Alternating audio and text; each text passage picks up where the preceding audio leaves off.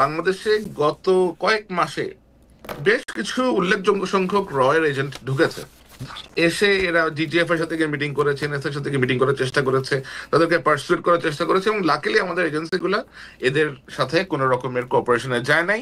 And আমি এদের যে পাসপোর্ট নাম্বার সহ বিস্তারিত আপনার ফাঁস করে দিয়েছি, এবং তারপরেও আমাদের দেশ থেকে ভারতের সাথে কোন রকমের কথাবার্তা বলা হয়নি। ভারতীয় এম্বাসিতে হাই কমিশনে কি জানি আরে আপনার রাজেশ অগ্নিহোত্রী যে ঢাকাতে রয়্যাল স্টেশন চিফ, এটা আমরা গত 2 বছর ধরেই জানি। এটা আমি 2 বছর ধরে ক্রমাগত আপনার লিখে গিয়েছি।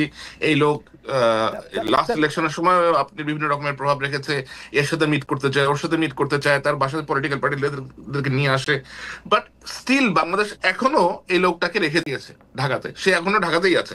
হাসিনা সরকার চলে গেছে, he is still in the same appointment, এবং সেটাতে কোনো ব্যবস্থা গ্রহণ করা হয় না। আমি এই কথাটাই বলতে চাই যে ডক্টর মোহাম্মদ ইউনূস সরকার একটা কিছু মানে সমান কিছু করার দূরে থাক, ইন্ডিয়া একের পর এক গাজওয়ারি, আজকে বর্ডার বন্ধ করে দিচ্ছে, কালকে ভিসা বন্ধ করে দিচ্ছে, কালকে স্থলবন্দর বন্ধ করে দিচ্ছে, কালকে ট্রান্সশিপের চুক্তি বাতিল করতেছে, একটা কিচ্ছু করে নাই যেটা ইন্ডিয়ার স্বার্থের এগেইনস্টে যায়, শুধু কতগুলি গপ্প দেওয়া ছাড়া, উঁচা কথা বলা ছাড়া। হয় ভাই, এটা তাদের কিছু স্টেটমেন্ট ইস্যু করেছে বাংলাদেশের, লাইক কোন স্টেটমেন্ট, কোনটা বলেন তো? সবার আগে আইসে আদানির টাকা দিছে, জিজ্ঞেস করলেই বলে যে আদানির টাকা না দিলে বলে ভারত বোম মারতো।